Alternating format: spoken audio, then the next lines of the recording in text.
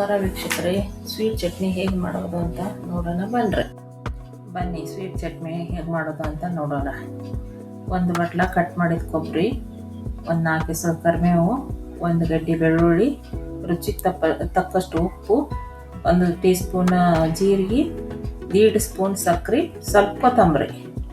ಇದನ್ನು ಮಿಕ್ಸಿಗೆ ಹಾಕಿ ರುಬ್ಕೊಂಡು ಬರೋಣ ಬರ್ರಿ.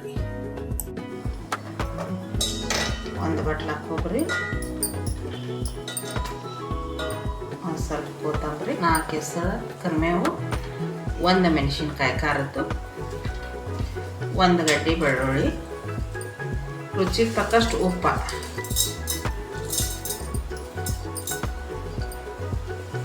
ಒಂದು ಸ್ಪೂನ್ ಜೀರಿಗೆ,